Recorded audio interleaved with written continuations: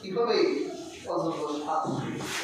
এরপর তাকে দংশন করতে থাকবে আর বলবে আনা মালুদা, আমি তোমার সম্পদ, আনা কানজুদা, আমি তোমার জমাকৃত সম্পদ যেটা তুমি জমা করে রাখতে। আল্লাহ পাক সম্পদের ভালোবাসা কমাবার জন্যই তো যাকাত দিলেন। সম্পদ যদি পৃথিবীর মানুষকে অমর করে রাখতো, অজয় করে রাখতো, সম্পদ যদি মানুষকে পৃথিবীতে টিকিয়ে রাখতো, তাহলে পৃথিবীর বুক থেকে কারণকে কোনোদিন মুছে ফেলা যেত না। কারণ কারণের যে সম্পদ ছিল কোরআনে এসেছে, এই কারণের সম্পদের চাবিগুলো বহন করার জন্য 40টা যুবকের বহন লাগতো। উসবা বলা হয়েছে, উসবা বলা হয় 40 জন যুবক ছেলে যে চাবি বহন করে। এই চাবি বহন নিয়ে কারণ রাস্তায় বের হতো। চাবি যদি থাকে এত, সম্পদ আছে কত, হাজার হাজার লক্ষ লক্ষ উট, ভেড়া, ছাগল, দুম্বা, হাজার হাজার একর জমি জমা, কারণের কোনো কিছু অভাব ছিল না। কোরআনে এসেছে আল্লাহ পয়গম্বর হযরত মুসা নবী গিয়ে বলল, আল্লাহ নবী মুসা পয়গম্বরের ভাতিজা ছিল কারুন। মুসা নবী বলল, কারুন, আমার উপর আল্লাহ তাওরাত নাযিল করে, তুমি একজন জ্ঞানী মানুষ, তাওরাত পড়ো, আল্লাহর প্রতি তোমার বিশ্বাস আছে। আর হাজিরিন, মুসা নবীর তাওরাত সবাই পড়তে পারত না, 2-4 জন লোক তাওরাত পড়তো। এর মধ্যে কারণ একটা তাওরাত জানতো, আল্লাহর প্রতি ছিল তার বিশ্বাস। আল্লাহ পয়গম্বর মুসা বলল, তুমি তো সবই জানো, আল্লাহ নির্দেশ দিয়েছেন তোমার পশু সম্পদ থেকে, জমি জমা থেকে, উপার্জিত সম্পদ থেকে আল্লাহ পাক একটা অংশ যাকাত দিতে বলেছেন। তুমি যাকাত দিয়ে আল্লাহর হুকুম পালন করো।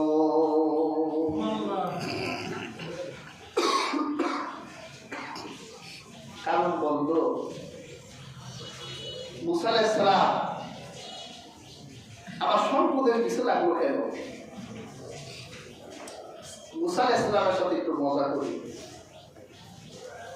নবীদের সাথে মজা করলে ইমান থাকে? মুসা, ঠিক আছে, আমার সম্পদ এত সম্পদ, এগুলো তো হিসাব করার সময় আমার নাই, তুমি হিসাব করে যাকাত বের করো। মুসা আলাইহিস সালাম মাসের পর মাস অক্লান্ত পরিশ্রম করে লিস্ট আনলো, তোমার ছাগলের যাকাত এত, গরুর যাকাত এত, দুম্বা এত, উট এত, তোমার জমি, ব্যবসায়িক জমির যাকাত এত, তোমার ক্যাশ খুঁজে দেখলাম এত। কারণ বলে এত কষ্ট করে কামালাম আমি, আর এই কোটি কোটি পিরিয়ড সম্পদ আমি যাকাত দিলে কষ্ট লাগে না? কারণের কষ্ট লেগে গেল। মুসা আলাইহিস সালাম বলে, তোমার পথ খুঁজো, আমার কাছে আর বারবার এসো না। মুসা আলাইহিস সালাম বলল, দেখো, অনেক কষ্ট করেছি, আল্লাহ পাক হুকুম করেছে তুমি আমাকে কষ্ট করাইয়া এইভাবে তুমি আমাকে ফিরিয়ে দিতে পারো না। মুসা আলাইহিস সালাম ওই সময় আরো ধনীদের কাছে যেতেন যাকাত আদায়ের জন্য। কারণ বলল, সমস্ত ধনীদের ডেকে বলল, দেখছো, মুসা তো আমাদের সম্পদের পিছনে লাগছে, আমাদের দরকার মুসার পিছনে লাগা। মুসা আমাদের সাথে টিকতে পারবে না। ধনীরা বলল, ঠিক আছে, কি করা যায়? কারণ বলল, মুসা আল্লাহর পয়গম্বর, বেশি বেয়াদবি করলে আল্লাহর পক্ষ থেকে শাস্তি পাওয়া লাগতে পারে, সত্য রূপে করবো, কি করা যায়? হযরত মুসা যখন বনী ইসরাঈলের মানুষের সামনে ওয়াজ নসিহত করে, দ্বীনের দাওয়াত দেয়, আল্লাহর কথা বলে, আমরা যদি মুসা আলাইহিস সালামের ইজ্জত খেয়ে দিতে পারি, আমাদের বেশ্যা পাড়ার এক সবজা নামের সুন্দরী বেশ্যা নারী আছে, ওরে যদি আমরা কিনি মজলিসে গিয়ে ওই নারী বলে, মুসা আওয়াজ বন্ধ করো, উপরে তো ফিটফাট, ভিতরে তো সদরঘাট, তুমি তো রাতের বেলা আমার সাথে রাত কাটাও। এই কথাটা যদি সজ্জার মুখ দিয়ে বনি ইসরাইলের মানুষের সামনে বলাই দিতে পারি, আমাদের কিছু বলা লাগবে না। ওই বনি ইসরাইল মুসাকে মারতে মারতে কবর থেকে বের করে দিবে, যাকাত চাওয়ার মতো আর কেউ থাকবে না। কি বলেন, প্ল্যানটা সুন্দর না? সুন্দর একটা প্ল্যান করি। নর্তকী ওই নারীর কাছে গিয়ে বললে,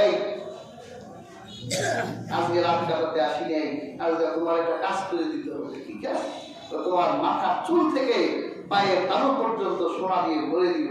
তুমি মুসার মজলিসে গিয়ে বলবো, মুসা চুপ করো, তোমাদের অনেক সৃষ্টি, তুমি রাতের বেলা আমার সাথে রাত কাটাও।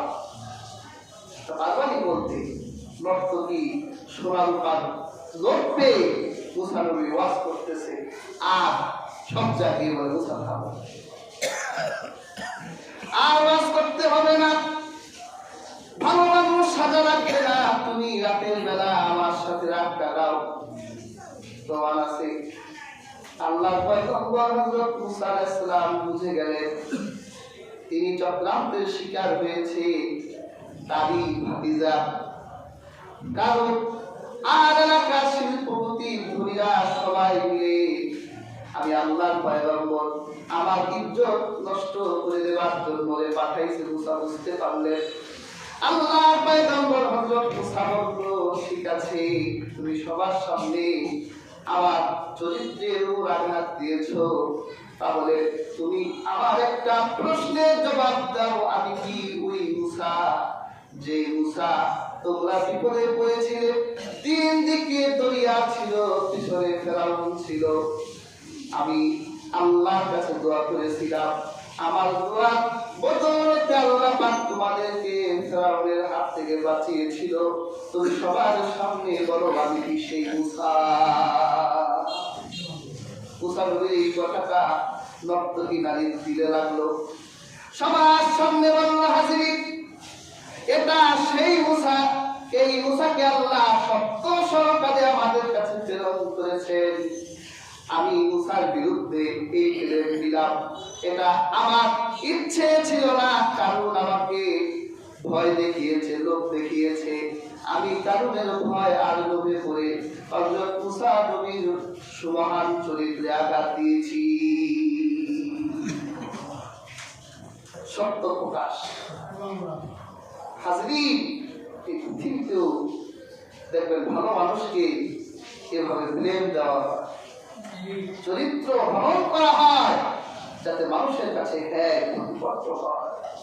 সাবধান, আজকে 10 জন মানুষের সামনে হয়তো আপনি ভালো একজন মানুষের চরিত্র কলঙ্কিত করেছেন, হাসরের মাঠে সমস্ত মানুষের সামনে আপনার চরিত্র হরণ করা হবে।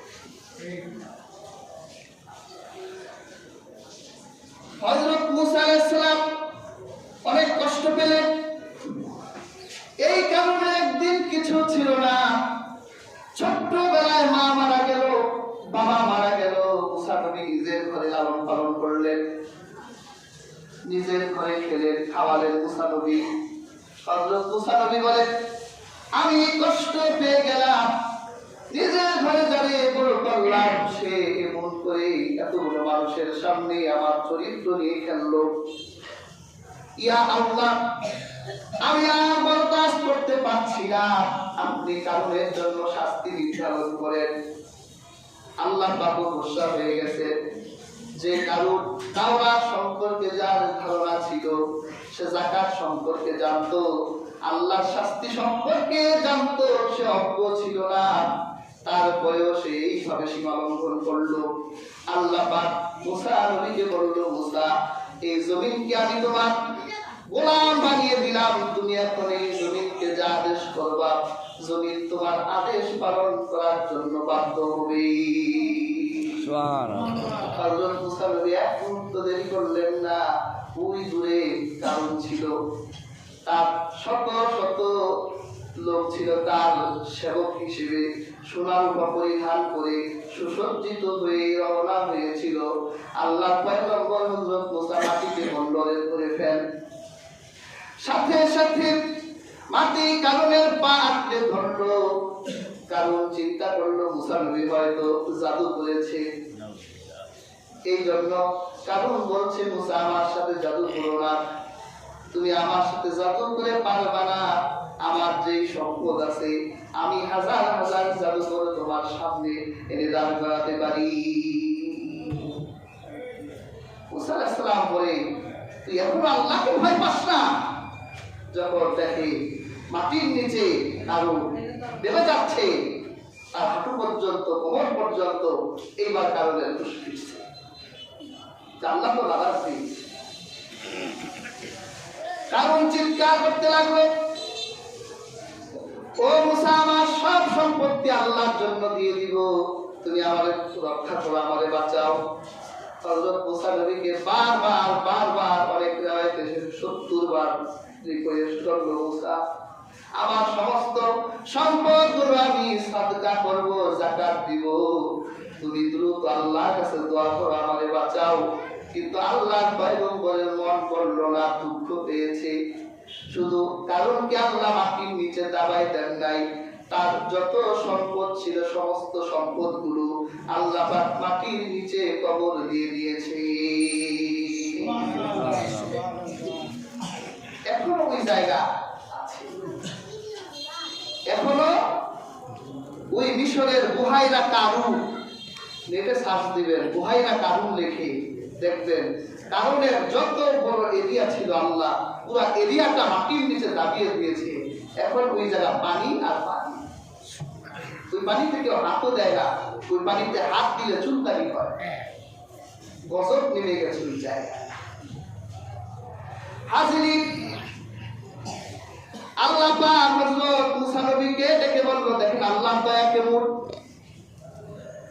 আল্লাহ পাক মুসা নবীকে ডেকে বলল, মুসা এই কারণ তোর কাছে 70 বার প্রার্থনা করলো, মুসা আমারে বাঁচাও, আল্লাহর কাছে দোয়া করো, আমি আমার সমস্ত সম্পদগুলো দান করে দিব। তোমার মন বলল না, কিন্তু এই কারণ যদি একবার আমাকে আল্লাহ বলে ডাকিয়ে আমার কাছে ক্ষমা চাইতো, আমি আল্লাহ কারণকে ক্ষমা করে দিতাম। সুবহানাল্লাহ। আল্লাহ দয়া করে মুসা শুনে রাখো, আজ থেকে আর পৃথিবীর কাউকে আমি মাটিকে তার গোলাম বানাবো না, আকাশকে তার গোলাম বানাবো না, কারণ বানাই দিলে এরা ব্যবহার করে ফেলে। আমার আল্লাহ এত বয়ান খানদান নিয়ে আমাদের জন্য অপেক্ষা করছে।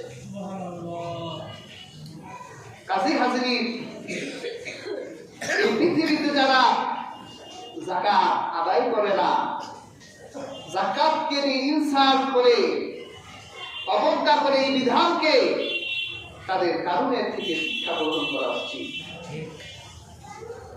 এই পৃথিবীতে সম্পদ কাউকে অমর করতে পারে নাই।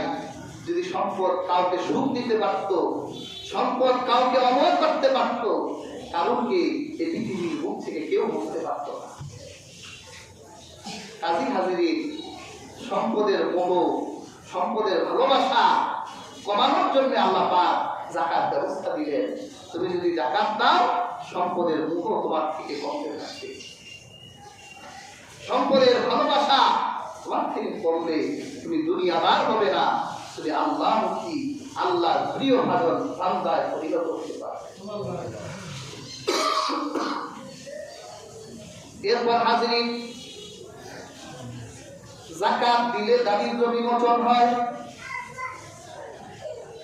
সমাজের ভিতরে